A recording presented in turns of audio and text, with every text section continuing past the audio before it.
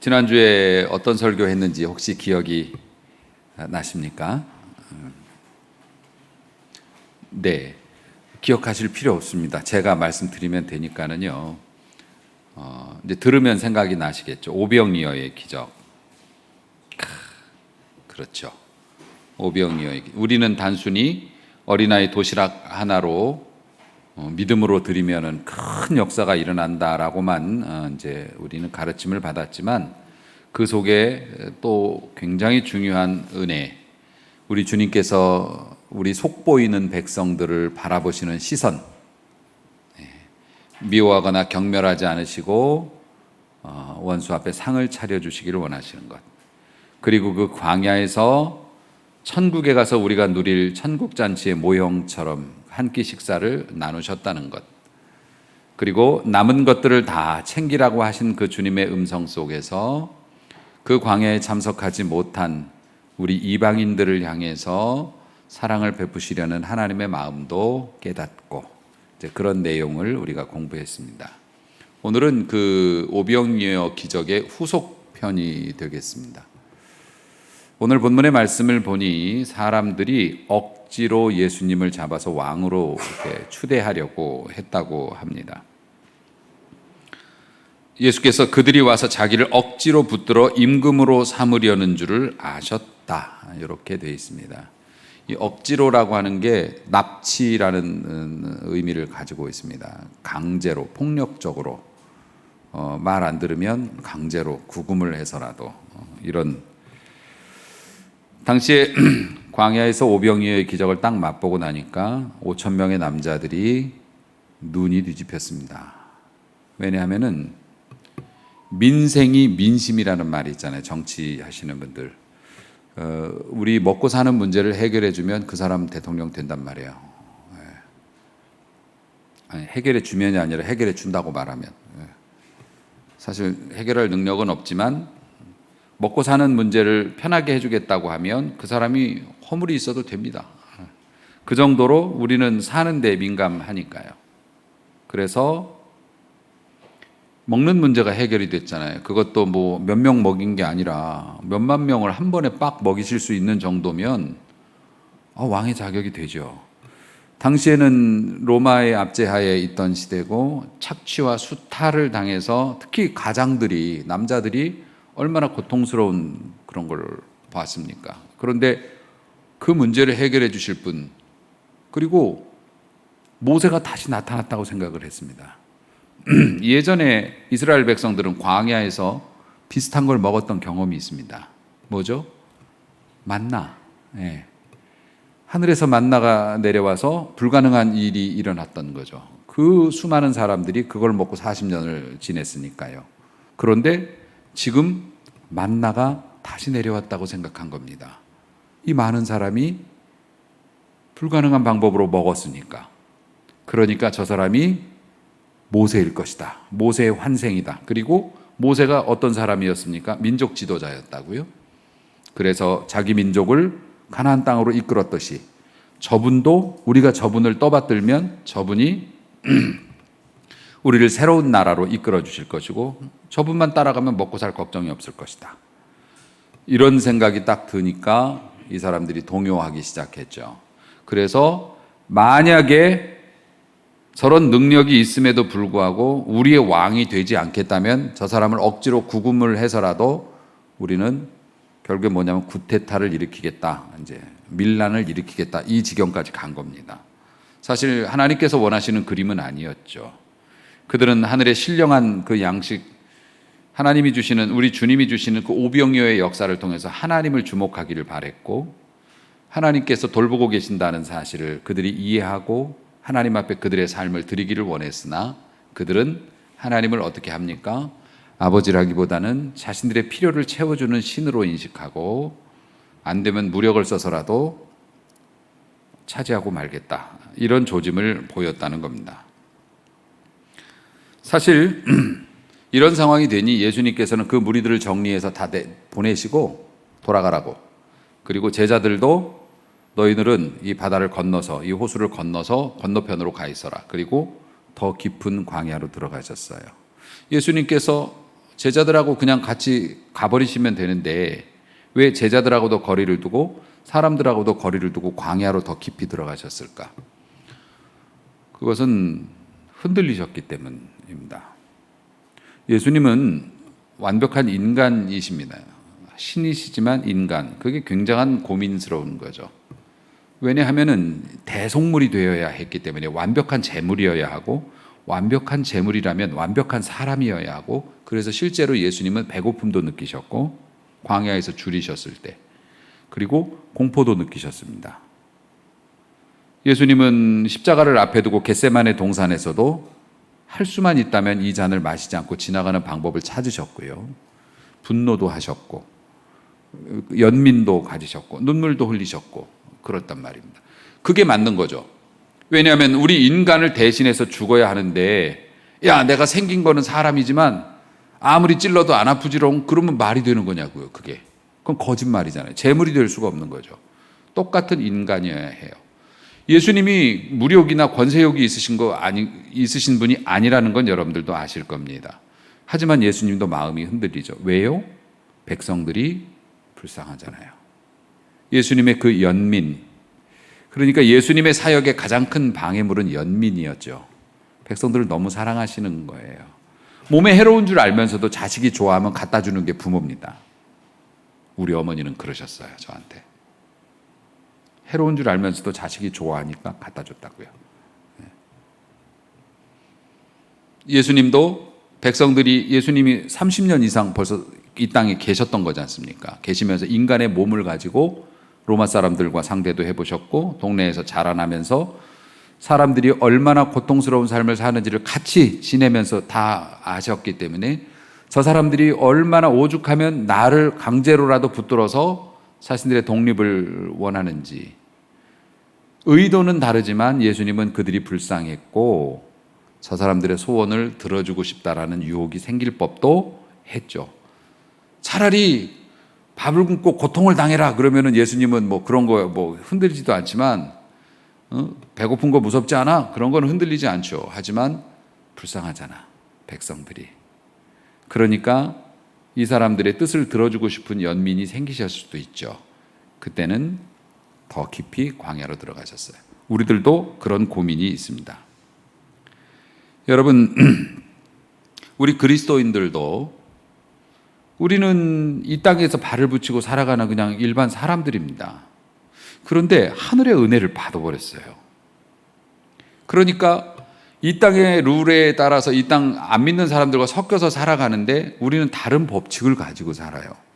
그러니까 이게 문제가 되는 겁니다.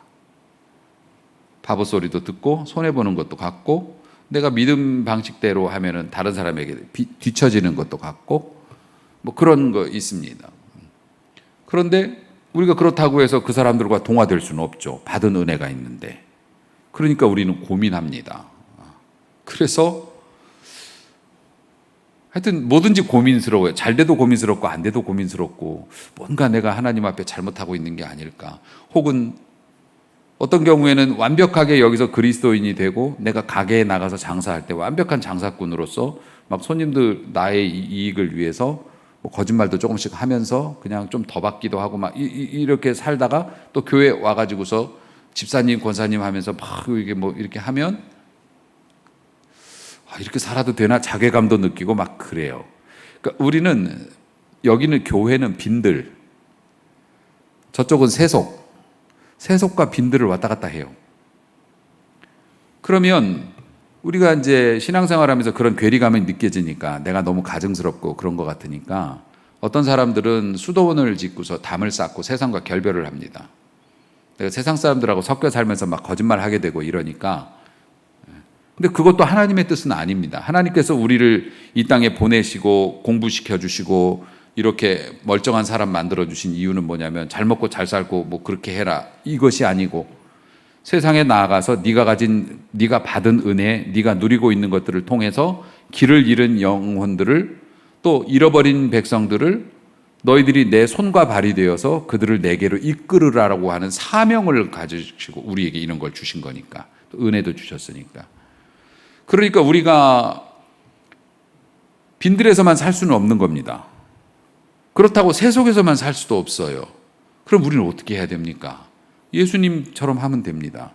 예수님은 이런 유혹이 오는 상황에서 빈들로 들어가셨습니다.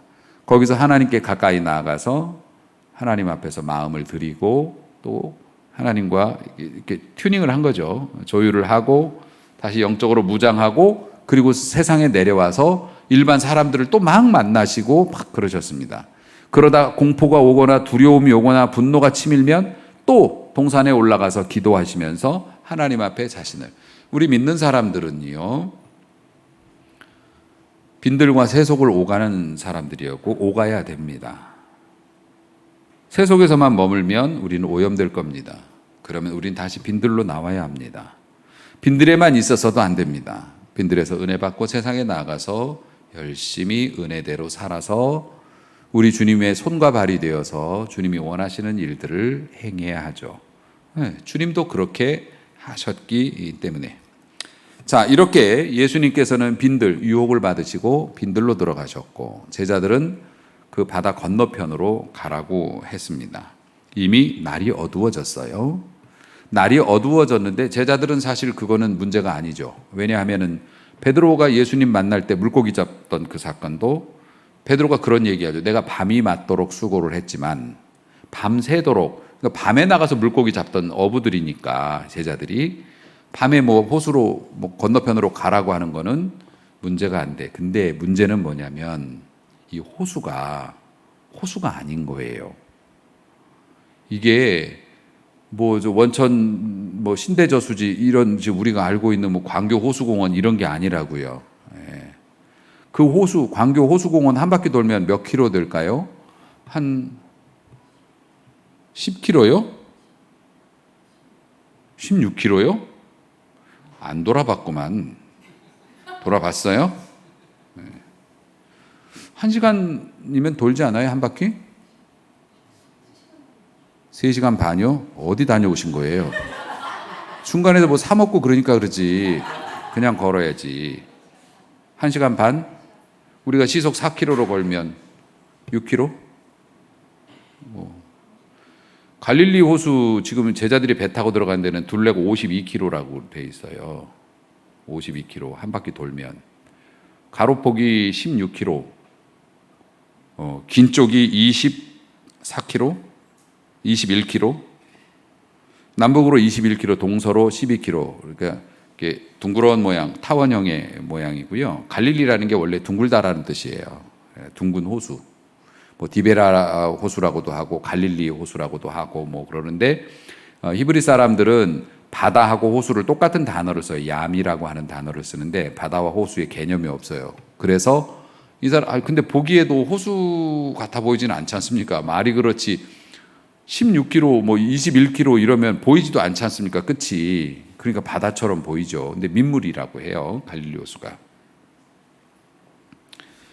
그러니까는 상당히 큰 어마어마하죠.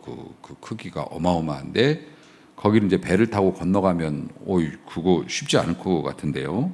짧은 쪽으로 가도 12km니까 12km를 노져서 가려면은 쉽지는 않아 보입니다. 근데 어쨌든 그것이 그 사람들의 일터니까 뭐 모르겠습니다. 뭐 예수님이 가라니까 이제 간 거죠. 근데 오늘 본문에는 가라는 얘기가 안 나와 있습니다. 이 갈릴리 바다에서 제자들이 풍랑을 만난 이 사건은 마태, 마가, 누가복음, 사복음서에 다 기록이 되어 있습니다. 요한복음까지. 그래서 요한복음은 이렇게 짧게 기록이 되어져 있지만은 뭐 마가복음이나 마태복음에 보면은 예수님께서 가라고 명령을 하셨어요. 가라고 명령을 하셨기 때문에 마가복음 6장 45절 보면 예수께서 즉시 제자들을 재촉하셨어요. 자기가 무리를 보내는 동안에 5,000명의 사람들을 보내는 동안에 배 타고 앞서 건너편 베세다로 가라. 이런 말씀을 주셨기 때문에 가는 겁니다. 그런데 이 사람들이 가는데 큰 바람이 불고 파도가 일어났습니다. 바다처럼 그렇게 넓은 곳이기 때문에 또 지형상 이렇게 밑으로 내려가 있어서 그런 일이 있다고 합니다. 뭐 여기 지구과학 시간이 아니니까 어쨌든 이렇다면 이런 거죠. 뭐. 예, 그리고 이제 역풍이 불었던 것 같아요. 어차피 노져서 가는데 맞바람이 불고 물결이 막 계속 출렁출렁 일렁이면 사실 인력으로 이게 배를 저어 가는데 밤에 그 위치 파악도 안 될 거고 굉장히 힘든 상황이 되었던 것 같습니다. 그런데 마가복음 6장 48절에 보면 바람이 거스림으로, 그러니까 맞바람이 불었던 거죠. 가고자 하는 방향의 반대 방향 바람이 불어서 제자들이 힘겹게 노젓는 것을 보시고 이랬습니다. 예수님께서 보셨대요. 어떻게 보셨을까요? 예수님은 육지 이미 깊은 광야에서 기도 중이셨는데 기도하면서 보셨겠죠. 제자들이 고통당하는 것을 보셨다. 예수님은 어디서나 우리를 지켜보고 계신단 말씀입니다. 보셨어요. 그리고 제자들이 그 밤 사경이었다고 해요. 그 기록에 의하면 밤 사경이면은 새벽 3시에서 6시. 유대인들은 밤을 4개로 나눕니다. 6시, 오후 6시부터 저녁 9시까지가 1경이에요. 그리고 2경은 당연히 9시부터 12시까지, 밤 12시까지가 2경. 3경은 12시에서부터 새벽 3시까지. 4경은 새벽 3시에서 해가 뜨는 6시까지 4경. 그러니까 예수님과 제자들이 베세다에서 식사를 한 게 점심이 아니고 저녁이었어요. 1경에 식사를 하셨다고 알려져 있습니다. 그러면은 이게 무슨 뭐 대여섯 명 먹고 치우는 게 아니지 않습니까? 남자만 5천 명, 2만 명이 넘어가는 사람들을 뭐 하고 정리하고 서빙하고 뭐 남은 거 거두고 그러면은 몇 시간 가죠. 그러면은 최소 밤 9시나 넘어서 배를 탔을 거고요.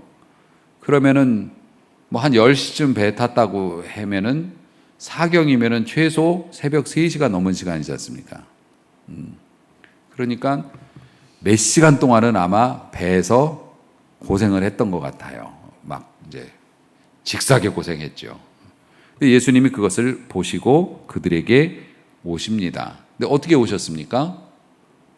119 불러서 온 것도 아니고 걸어서 오셨대요. 호수를. 걸어서. 여기서 퀴즈 하나 여러분 드리겠습니다. 요거 맞추면 천국 간다. 뭐 이렇게 얘기할 수는 없지만 어쨌든 예수님께서 제자들도록 가라고 그러신 거 아닙니까? 그러면은 풍랑 만나서 아주 죽도록 고생할 줄을 예수님이 알고 보냈다, 모르고 보냈다. 선택.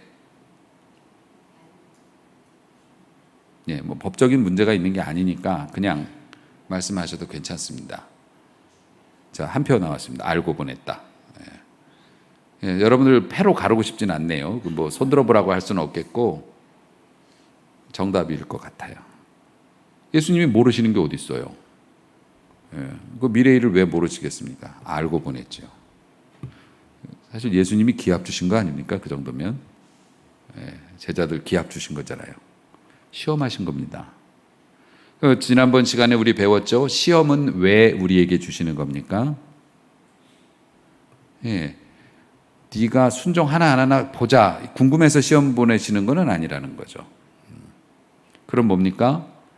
그 시험을 통과해서 그 제자들에게 더 좋은 축복을 주시기 위해서도 있고, 그리고 또 하나는 뭐냐면 가르치시기 위해서라고 했죠. 그런 우리가 역경을 통과해 가면서 와, 진짜 걱정했는데 그래도 우리 걱정대로 된 게 아니라 우리가 기도했던 대로 됐네. 그래서 야, 다음에는 이런 시험이 오면 이렇게 많이 낙심하지 말고 먼저 기도해야겠구나. 믿음으로 해도 되는구나. 이런 걸 배운단 말이죠. 그래서 시험을 준단 말이죠. 그러니까 예수님께서는 제자들에게 시험을 보내주시고 풍랑을 보내어서 제자들이 막 고통 속에 있게 하시고 그 시험을 하신 게 맞죠. 근데 왜 그러면 제자들을 뭔가를 가르치시고 싶어서 그랬을까? 왜? 중요한 게 뭐냐면은 이치적으로 그렇습니다. 많은 사람들이 예수님을 지도자로 삼아서 우리가 민중 봉기를 일으키자 이런 상황이 되면 저 같아도 그러겠어요. 예수님한테 가서 직접 딜은 못해. 그렇잖아요. 예수님이 쉽게 접근할 수 있는 분이 아니지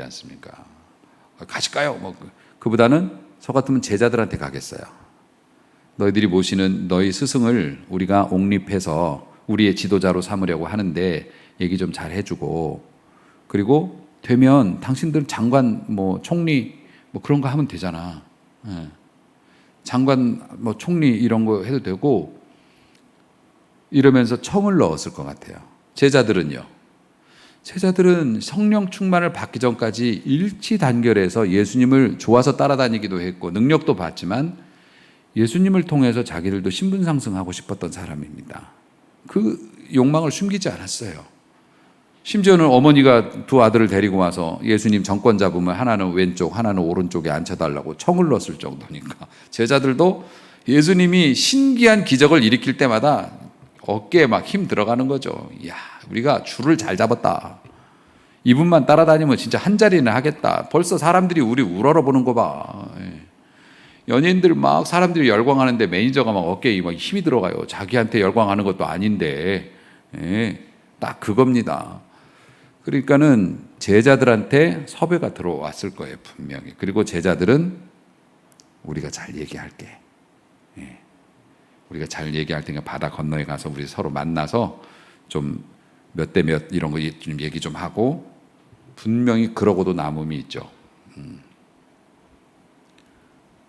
예수님께서는 제자들이, 일반 사람들은 몰라도 제자들이 하나님의 나라를 함께 건설해야 되는 귀한 일꾼들인데, 오병이어의 기적을 보고 예수님의 축사하시는 것을 보고 떡을 나누어 주면서도 얼마나 신기했겠습니까? 어떤 방식인지는 모르겠어요. 오늘도 떡 먹게 생겼는데 떡을 띄면 떡이 도로 늘어났는지 아니면 바구니에서 꺼내서 나눠주고 와보면 바구니에서 생겨났는지 어쨌든 그걸 봤을 거 아닙니까? 그걸 보고 나서도 고작 한다는 게 다른 사람들하고 힘을 합쳐가지고 예수님을 왕 만들고 자기들은 빨리 출세하고자 하는 그런 욕망, 그거 예수님 십자가에 못 박히실 때까지도 그거 내려놓지 못했습니다. 제자들이 능히 그날 그 분위기, 그 열광적인 분위기에서 제자들에게 청이 들어왔고 제자들이 흔들렸으면 자명한 일입니다. 그러니까 예수님은 제자들, 너 저 사람들하고 섞여 있지 말고 너희들 먼저 배 타고 빨리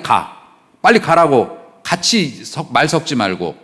그리고 예수님은 산으로 들어가시고 그리고 사람들 돌려보내시고, 호수는 둥글기 때문에 사람들은 반대로 또 돌아와서 와요. 따라다닙니다. 제자들이 그러한 시험에 들었기 때문에 예수님께서 물 위를 걷고 그들을 건져주시는 것을 통해서 또 한 번 가르치시기 위함일 것이 분명하지요. 근데 어쨌든 간에 보통 귀신이 새벽 3시에 많이 나타나거든요. 여러분 귀신 안 만나보셔서 잘 모르겠지만 그 야심한 시간, 요즘에 귀신들도 힘들어. 야심한 시간이 없어. 사람들이 새벽 3시, 5시에도 막 돌아다녀요. 귀신들도 진짜 힘들어요. 전자파도 많고, 그리고 막 너무 밝아가지고 어디 숨어 있기도 좀 그렇고. 요즘엔 사람들이 귀신보다 더 무서워. 하는 짓들을 보면. 그렇죠. 귀신보다 더 잔인하고. 귀신도 살기 힘든 시대입니다.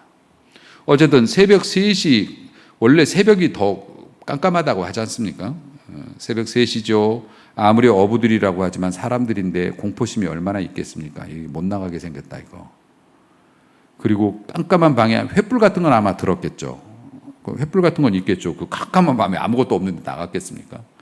횃불 있어봐야 얼마나 비춰집니까? 바로 배 주변인데 물결이 일렁여가지고 배가 뭐 큰 배도 아닐 거고 몇 사람 그냥 타는 배일 텐데 막 이렇게 흔들리지, 바람은 계속 몰아치지, 어딘지도 모르겠지.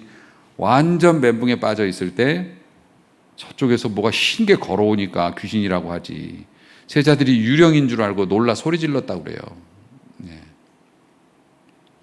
그러니까 예수님께서 뭐라고 합니까? 내니 두려워하지 말라. 나다. 나야.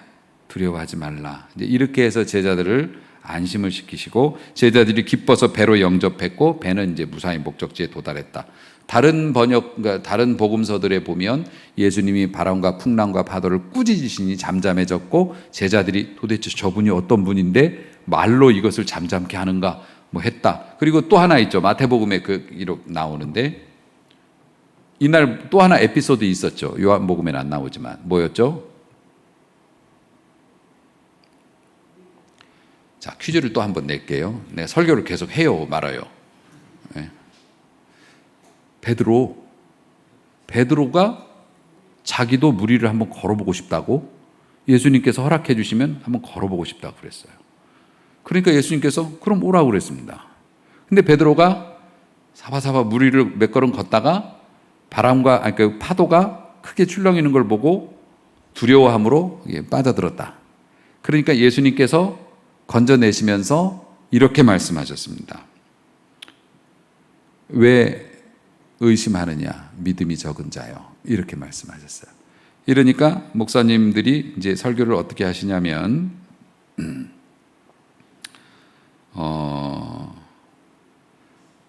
믿음으로 일을 시작해가지고서 무리를 걷다가 바람과 파도를 보고서 쫄아가지고 예수님보다 이 바람과 파도를 더 무서워함으로 믿음이 사라지니까 부력이 없어져가지고 가라앉았다. 반대로 얘기하면 뭡니까? 네가 물에 빠진 건 네 믿음이 약해졌기 때문이고 환경을 바라보면서 겁을 먹었기 때문이다. 그러면은 믿음이라는 건 뭐라고 우리는 받아들여야 돼? 그런 설교 들으면 겁먹으면 믿음이 없는 거구나.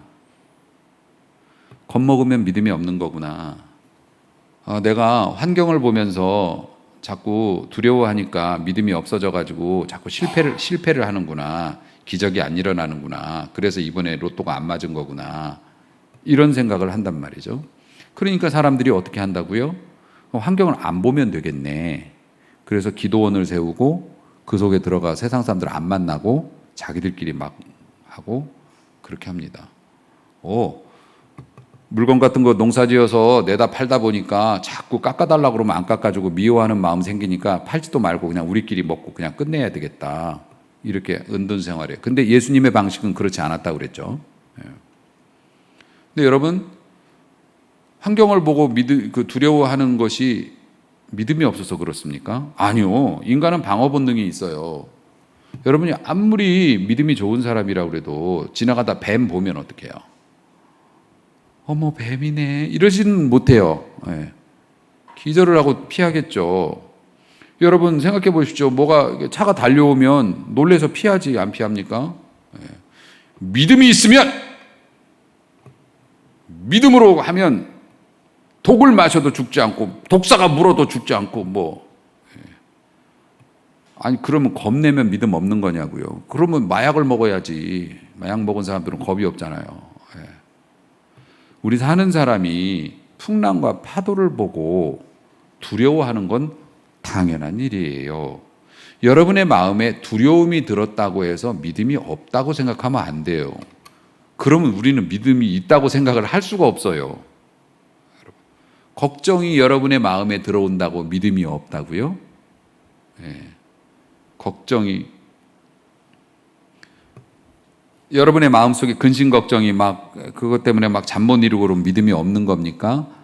아니라고요. 믿음은 그거하고는 달라요. 여러분이 그런 것 때문에 근심 걱정이 하고 마음이 안 좋아서 그래서 하나님께서는 기뻐하시지 않겠지만 현실적으로 다른 대안이 없다. 이러면서 거짓이 들어간 타협하는 대안을 손을 대는 게 믿음이 없는 거지. 수많은 믿음의 사람들이 사자굴에서 다니엘도 그렇고 겁대가리가 없어서 그런 게 아닙니다. 겁나고 미치게 두려웠죠. 예수님도 두려웠지만 결론은 뭡니까? 그래도 하나님께서 도우심을 우리가 믿고 나는 믿음으로 간다. 이런 거지. 겁 자체가 없는 것을 믿음이라고 말하면 안 돼요. 그런 식으로 하면 진짜 편하게 신앙생활 가르치는 겁니다, 목사님이. 여러분이 병 나으면 여러분 하나님께서 능력으로 베풀어 주신 거고 안 나으면 믿음이 없는 거예요. 솔직히 내 병이 안 나을 수도 있겠다라는 두려움 안 가져보는 사람이 어디 있습니까? 잘못될 수도 있겠다라는 그런 두려움 안 갖는 사람이 어디 있냐고요. 그러면은 병이 못 나아가지고 죽어가는 사람한테 왜 의심하였느냐라고 물어보면 이 사람이 뭐라고 대답할 것 같아요? 여러분, 의심한 게 믿음이 없는 게 아니죠. 의심할 수도 있죠. 의심도 나고 두려움도 생기죠. 하지만 결론은 똑바로 내려야 한다는 거죠. 두렵지만 그래도 하나님을 믿고 하나님께서 원하시는 방향으로 가겠습니다. 이것이 믿음이죠.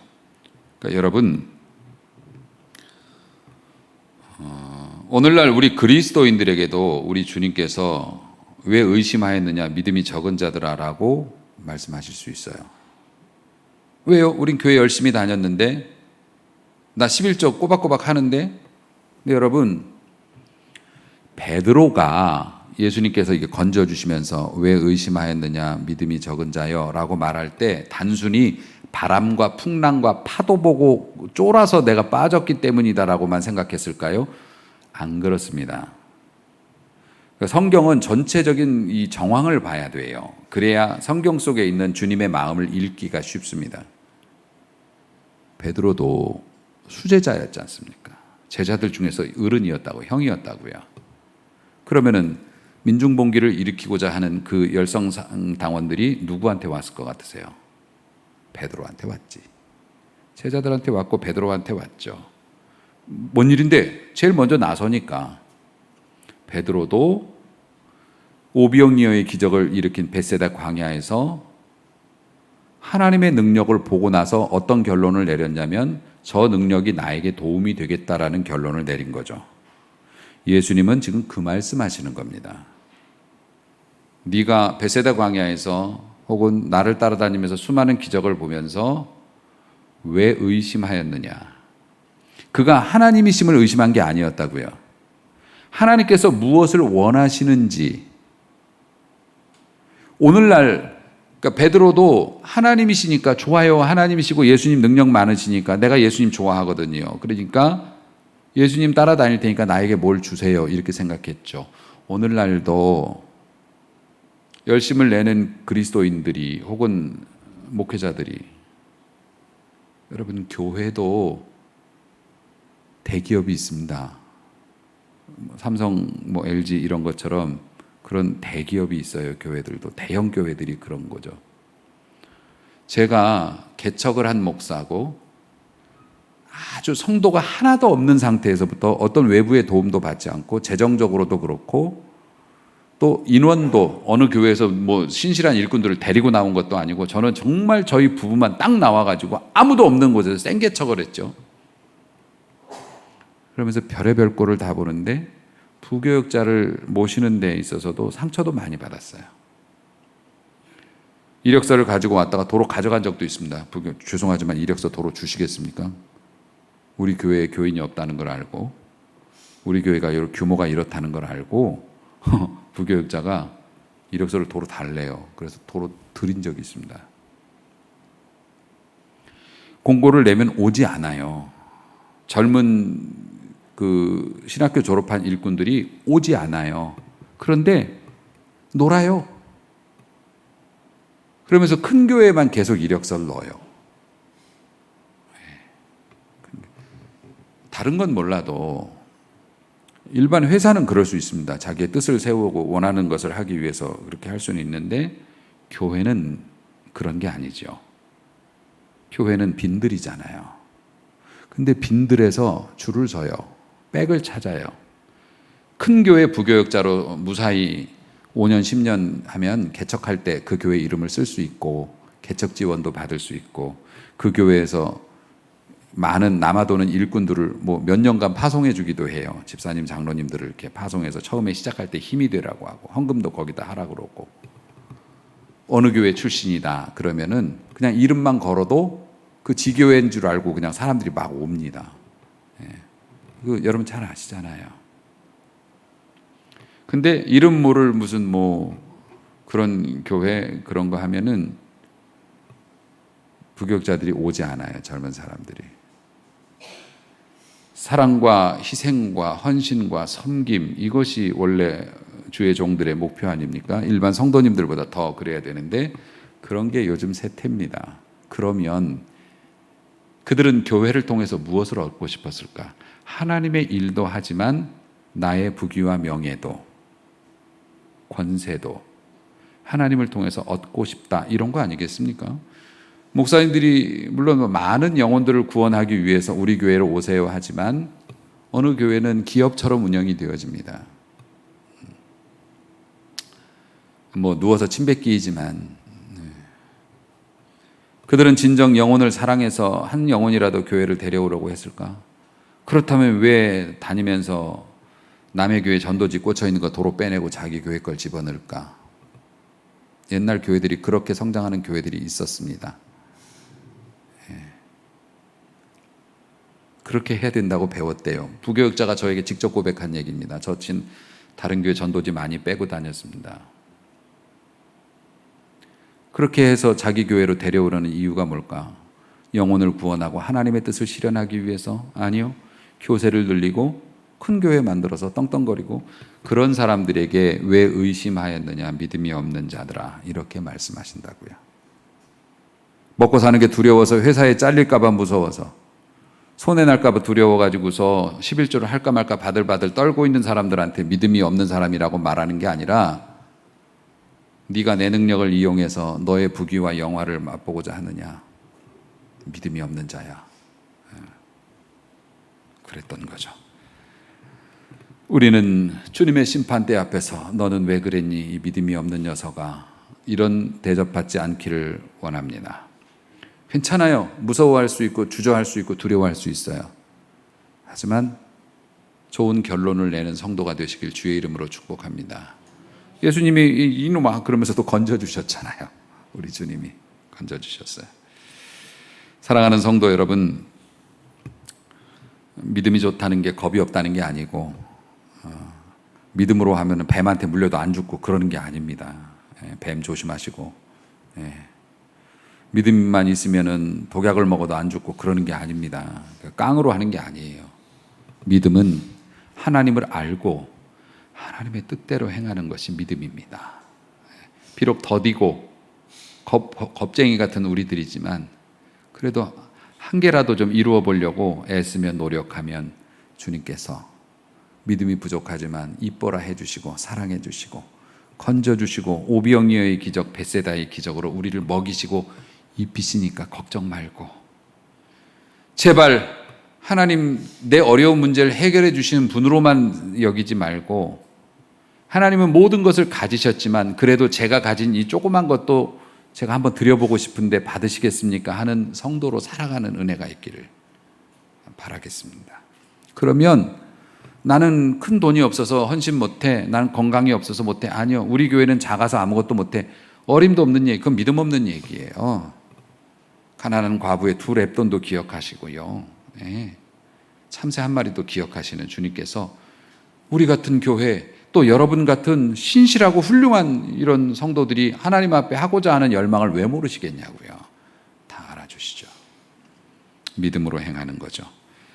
고린도후서 4장 18절 말씀, 우리가 주목하는 것은, 우리가 바라봐야 하는 것은 보이는 것이 아니요 보이지 않는 것. 보이는 것은 잠깐이고 보이지 않는 것은 영원하다. 아멘. 보이지 않는 하나님의 은혜를 바라보고 보이는 세상에서 두려우면, 겁나면, 욕심나면, 못 견디겠으면 빈들로 들어갔다가 또 나와서 하나님 저 여기 또 왔어요 하면서 그렇게 살아 승리하시기를 바라고, 거칠고 무서운 바다에서 믿음이 부족한 사람도 건져주신 주님께서 우리 버리지 않으실 거니까 나의 믿음 없음을 죄송스럽게 여기지만 그래도 주님 앞에 나아가서 엎드리면 주께서 살 길을 주시고 은혜 주시고 복도 주실 줄로 믿습니다. 우리 주님과 동행하면서 좋은 믿음으로 영광 돌리는 신실한 성도 되시기를 주님의 이름으로 축원합니다. 기도합니다.